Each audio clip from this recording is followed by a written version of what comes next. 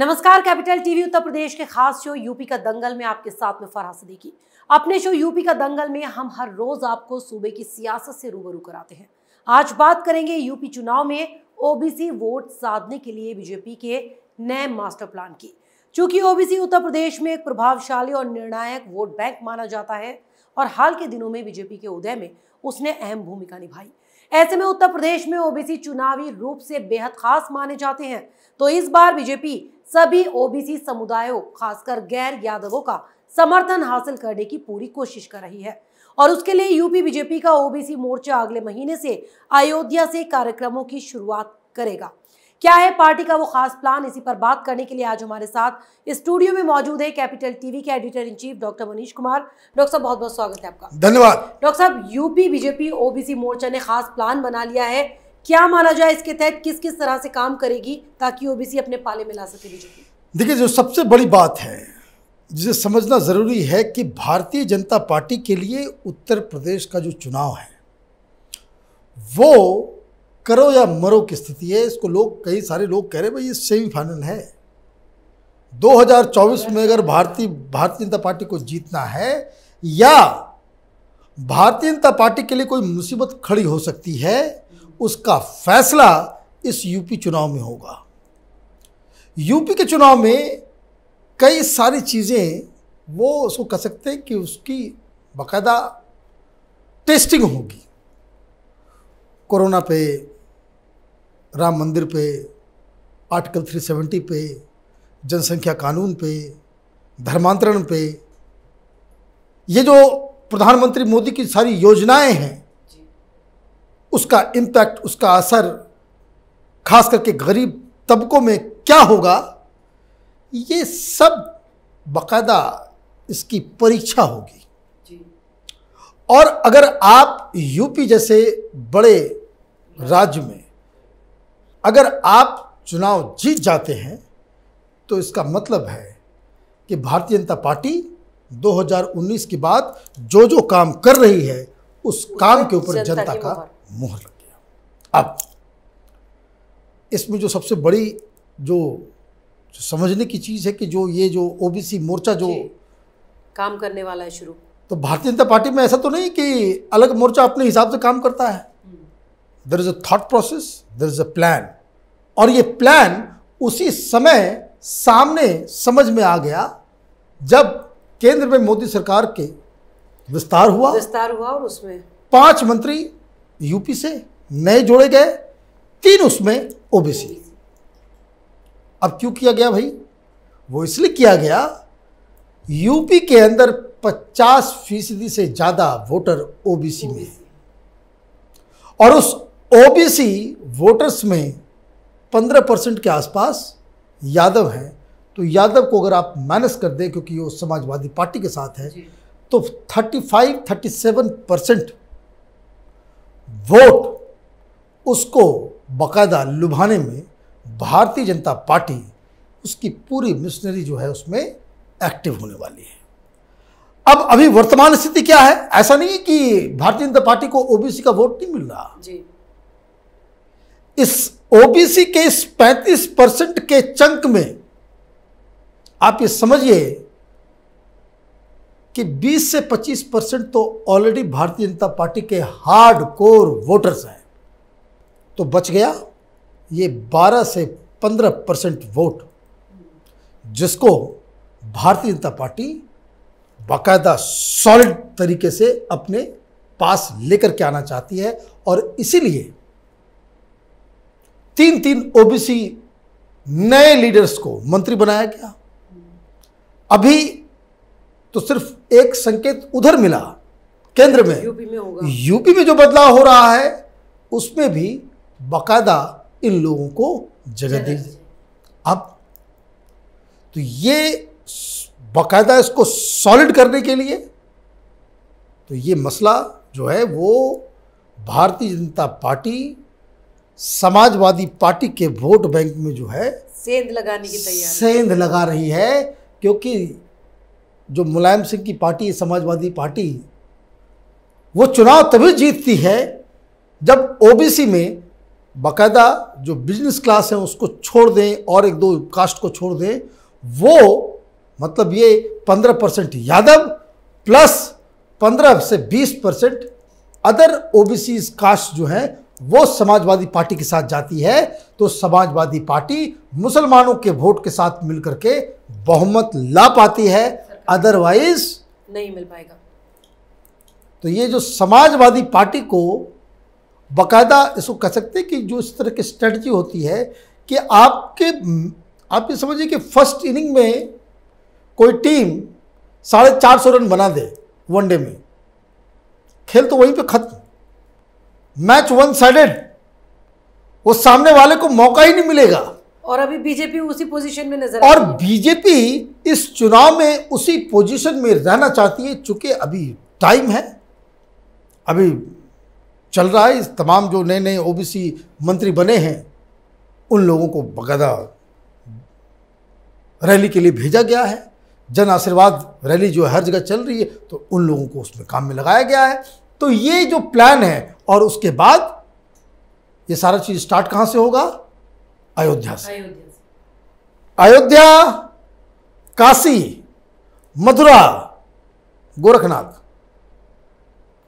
ये 4 धुरी है, या आप समझ लीजिए। अभी जिस वक्त पूरा देश जो है जन्माष्टमी के इसमें बिल्कुल रमा हुआ है, योगी जी कहाँ हैं? मथुरा में लाइव चल रहा था सब जगह वो, और ये लोकेशन भी उसी हिसाब से है। आप देखिए, वेस्टर्न यूपी, ईस्टर्न यूपी, बीच में 2 मथुरा और वाराणसी। आप पूरी तरीके से ये भारतीय जनता पार्टी हर एक एलिमेंट्स के ऊपर ध्यान दे रही है, और ये ध्यान देने की वजह क्या है कि एक तो बीएसपी वो इनके वोट बैंक में सेंधमारी करने के चक्कर में थी कि अपर कास्ट लेकर क्या है, लेकिन अपर कास्ट को भी इन लोगों ने सॉलिडिफाई कर लिया। मायावती को उधर कोई ज़्यादा सफलता दिख नहीं रही है, तो अपर कास्ट का पूरा सॉलिड वोट बैंक, और ये जो 30% 35% ओबीसी वोटर्स हैं उनका आप थ्रू हैं। और एडिशनल मैं आपको बता दूं, मायावती के वोट बैंक से कई सारी दलित पार्टियां, दलित कास्ट, वो भारतीय जनता पार्टी में ऑलरेडी शिफ्ट कर चुकी हैं। पिछले 2-3 इलेक्शंस में वो मायावती के साथ नहीं गए, वो भारतीय जनता पार्टी के साथ है। तो ये जो फॉर्मूला जो भारतीय जनता पार्टी का बन रहा है कि एक तो आप जो आपकी कोर आइडियोलॉजी है, आपके जो कोर मुद्दे हैं, उसको ये फ्रंट पे रखेंगे, और बैठे बिठाए मुद्दे मिले हुए हैं बीजेपी को। तो वो तो ये देखिए, ये तो ऐसा खेल चल रहा है कि भाई चित हम जीते और पट तुम हारे।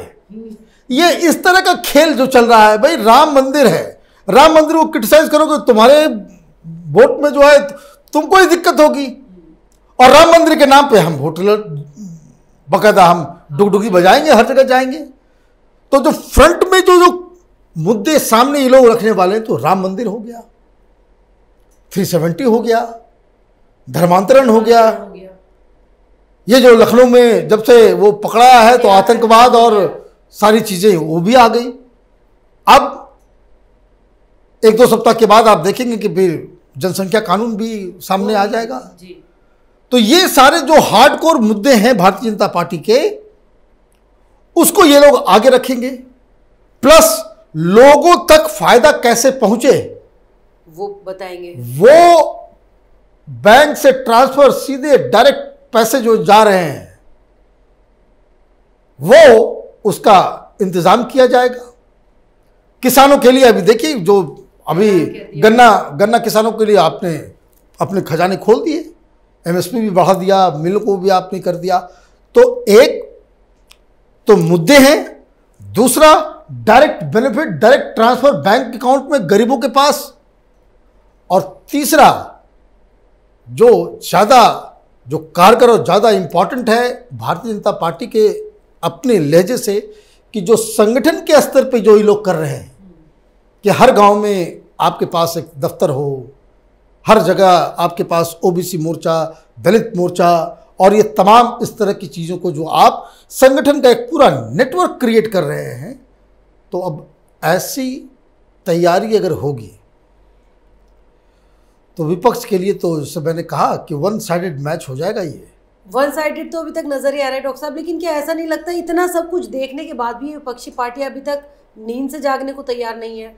विपक्षी पार्टियां, उनको अभी भी ऐसा लग रहा है कि भाई वो मीडिया के जरिए, तो प्रोपेगेंडा के जरिए, तो सोशल मीडिया में अफवाह उड़ा करके, आप ऐन मौके पे हिंदू मुसलमान करके, कोई छोटी सी चीज़ मुद्दे को उठा करके, जब इतनी सारी चीज़ें, देखिए मैं आपको एक बात बताता हूँ, हर चुनाव में सरकार जिसकी होती है उनके खिलाफ बहुत सारे मुद्दे होते हैं जी।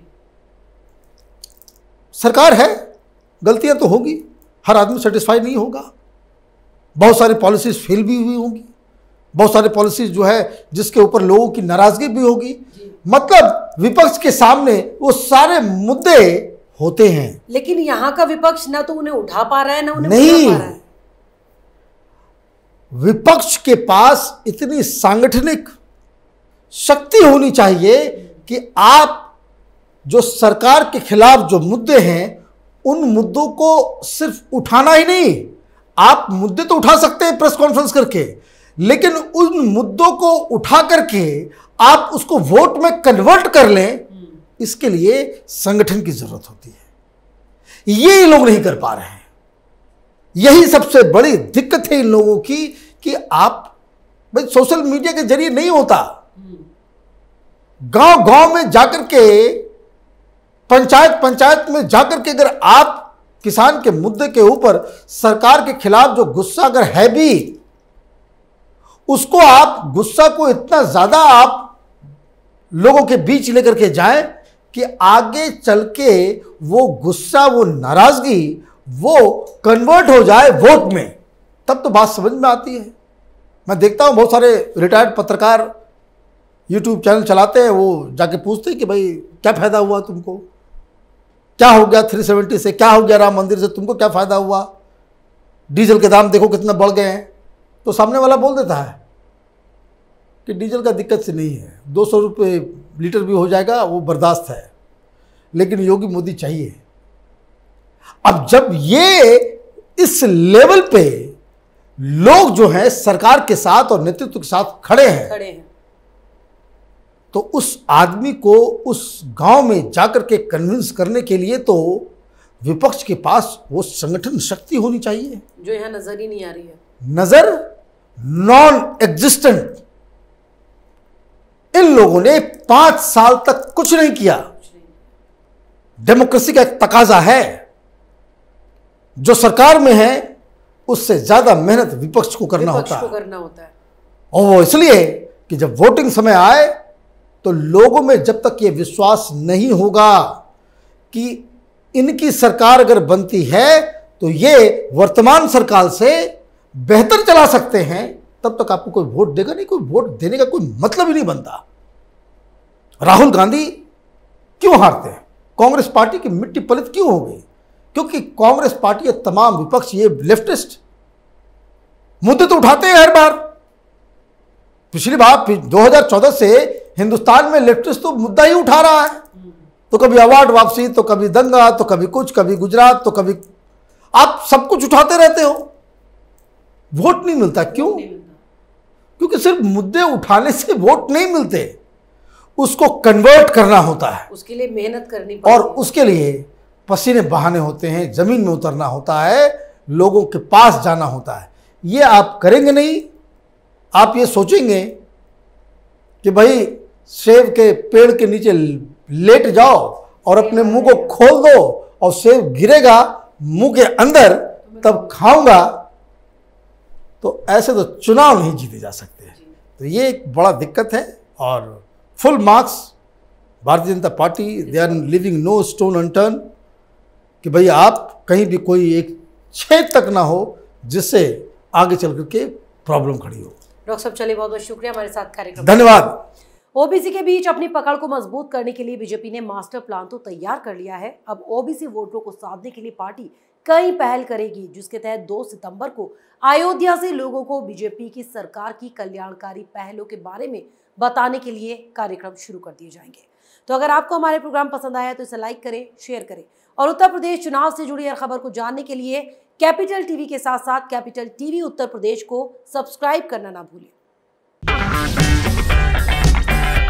अगर आपको हमारा वीडियो पसंद आया हो तो इसे लाइक करें, हमारे चैनल को सब्सक्राइब करें और हाँ, बेल आइकन दबाना ना भूलें ताकि आप तक हमारे वीडियो की नोटिफिकेशन पहुंचती रहे।